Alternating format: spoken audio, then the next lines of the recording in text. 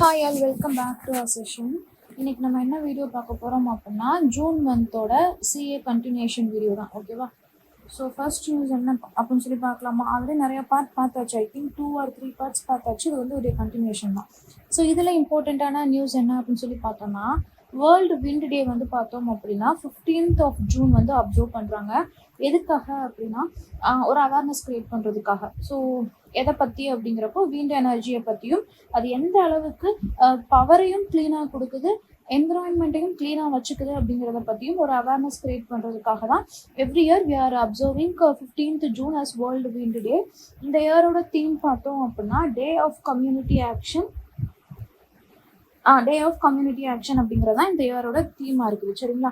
So இதை வந்து யார் கோஆர்டினேட் பண்ணுறாங்க அப்படின்னு சொல்லி பார்த்தோன்னா விண்ட் யூரோப்பும் குளோபல் விண்ட் எனர்ஜி கவுன்சிலும் தான் என்ன பண்ணுறாங்கன்னா பப்ளிக்கு எஜுகேட் பண்ணுறாங்க. எதுக்காக? In order to provide a supportive wind energy policies எல்லாத்துக்குமே and also create an awareness among the people about the wind energy and how it is potential to create a power and also create a sustainable future. ஓகேவா? So அதை பற்றி சொல்கிறதுக்காக தான் இந்த ஒரு டேயை வந்து நம்ம அப்சர்வ் பண்ணுறோம். ஸோ எதுக்காக இந்த டைம் வந்து இது ரொம்ப இம்பார்ட்டண்ட்டாக இருக்கும். எதனாலனா we are cutting down the greenhouse gas emissions and also we are reducing the dependence on the fossil fuels and also we are highlighting the power of the renewable resources. அப்படிங்கிறப்போ இந்த time வந்து இது ரொம்ப ரொம்ப இம்பார்ட்டண்ட்டான ஒரு டே அப்படின்னு சொல்லலாம். ஓகேவா? அடுத்து பார்த்தோம்னா world elder abuse awareness day வந்து நம்ம எப்போ அப்சர்வ் பண்ணுறோம்னா அதே சேம் 15th of June தான் அப்சர்வ் பண்ணுறோம். எதுக்காக அப்படின்னா இப்போது இருக்கக்கூடிய காலகட்டத்தில் வந்து நம்ம என்ன பண்ணுறோம் அப்படின்னா எல்டர் பீப்புளை வந்து ரொம்பவே அப்யூஸ் பண்ணுற மாதிரியான ஒரு சுச்சுவேஷன் தான் குளோபல் லெவலில் போய்கிட்டு இருக்கு. ஸோ வி ஆர் கிரியேட்டிங் இந்த டே வந்து எதுக்காக அப்படிங்கிறப்போ குளோபல் அவேர்னஸை வந்து கிரியேட் பண்ணுறதுக்காக எந்த மாதிரியான விஷயங்கள் எல்லாம் இந்த ஓல்டர் பர்சன்ஸ் வந்து ஃபேஸ் பண்ணுறாங்க, how to protect that people from that particular things அப்படிங்கிறத பற்றினா ஒரு அவேர்னஸ் கிரியேட் பண்ணுறதுக்கு தான் இந்த இயரோட தீம் பார்த்தோம் அப்படின்னா addressing abuse of older adults in long term care facilities through data and action அப்படிங்கிறது தான் இந்த இயரோட தீம். சரிங்களா? தீம் வந்து ரொம்ப இம்பார்ட்டன்ட். இது யார் ரெகனைஸ் பண்ணாங்க, யார் இதை அப்சர்வ் பண்ணாங்க அப்படிங்கிற ஒரு அடிஷ்னல் இன்ஃபர்மேஷன் தான் இந்த லைனில் கொடுத்துருக்காங்க. சரிங்களா? என்னன்னு சொல்லி பார்த்துக்கலாம். அடுத்து பார்த்தோம் அப்படின்னா ஒவ்வொரு வருஷத்தோட 3rd Sunday of June வந்து என்ன அப்சர்வ் பண்ணுறாங்கன்னா ஃபாதர்ஸ் டே வந்து அப்சர்வ் பண்ணுறாங்க. இந்த டைம் வந்து அது எந்த டேட்டில் விழுந்திருக்கு அப்படின்னு சொல்லி பார்த்தோம்னா 15th of June தான் வந்திருக்கு.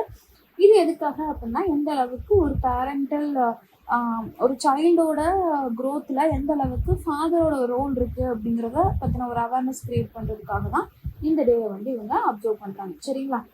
ஸோ அடுத்து பாருங்கள், சன் ஃபார்மக்யூட்டிக்கல் வந்து என்ன பண்ணியிருக்கிறாங்க அப்படின்னா அவங்களோட நியூ எம்டியை வந்து அப்பாயிண்ட் பண்ணியிருக்கிறாங்க. யார் அப்படின்னு சொல்லி பார்த்தோம்னா கிருத்தி கனோர்கர் அப்படிங்கிறவங்க தான் அவங்களோட நியூ எம்டி. சரிங்களா? ஸோ சன் ஃபார்மக்யூட்டிக்கல் அவங்களோட நியூ எம்டியை வந்து அப்பாயிண்ட் பண்ணியிருக்கிறாங்க. யார் அப்படின்னா கிருத்தி கனோர்கர்.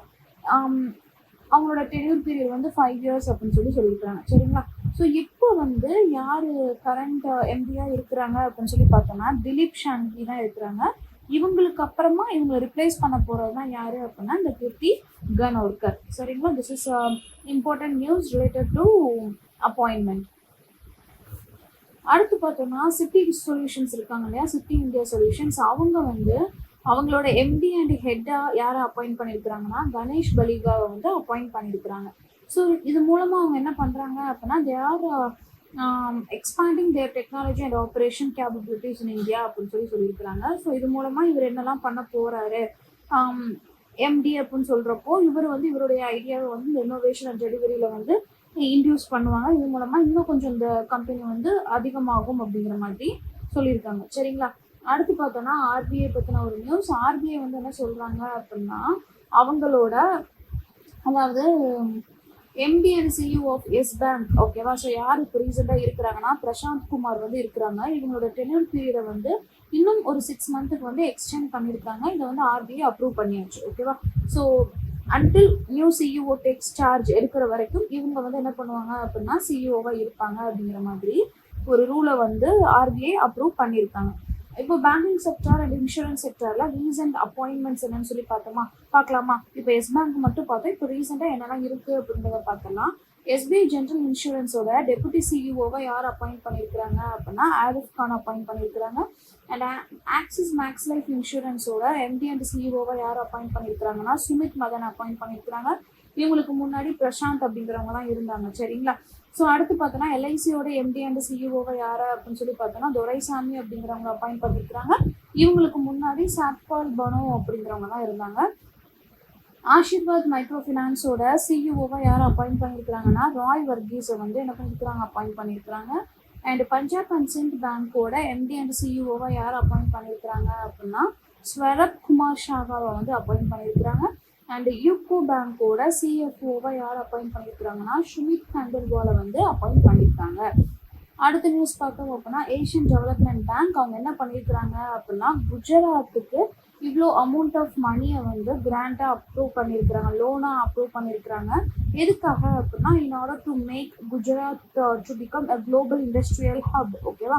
ஸோ குஜராத்தில் இண்டஸ்ட்ரியல் ஒர்க்ஸ் இன்னும் கொஞ்சம் அதிகமாகணும் அப்படிங்கிறதுக்காக ஏஷியன் டெவலப்மெண்ட் பேங்க் இந்த லோனை வந்து அப்ரூவ் பண்ணியிருக்காங்க.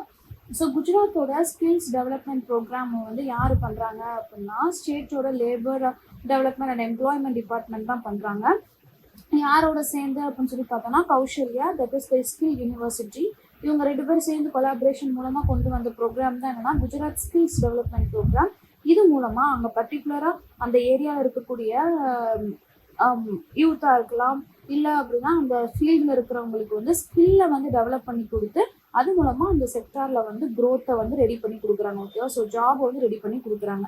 இந்த இனிஷியேட்டிவ் மூலமாக அவங்க என்ன செய்ய வர்றாங்க அப்படின்னா குஜராத்தில் பர்டிகுலராக யூத்தோட ஃபியூச்சர் வந்து எப்படி இருக்கணும் அப்படின்னா குளோபலி காம்படிட்டிவாக இருக்கணும் அப்படிங்கிறது தான் அவங்களோட மெயின் மோட்டோவாக இருக்குது. சரிங்களா.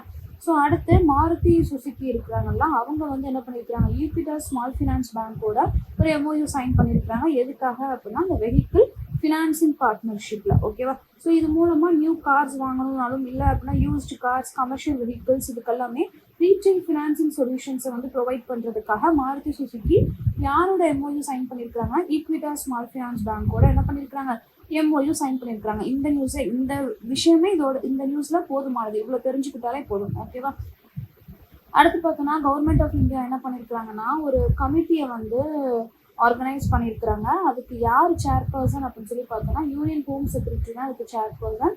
எதுக்காக இந்த கமிட்டி அப்படின்னா ரீசெண்டாக நடந்த ஏர் இந்தியா கிராஷை வந்து எக்ஸாமின் பண்ணுறதுக்காகவும் என்ன விஷயங்கள் எல்லாம் அங்கே வந்து மைனஸாக இருந்துச்சு அதை எப்படி நம்ம ஃப்யூச்சரில் ப்ளஸ் ஆக்கலாம் அப்படிங்கிறதுக்காகவும் இந்த ஒரு கமிட்டியை வந்து கொடுத்துருக்குறாங்க.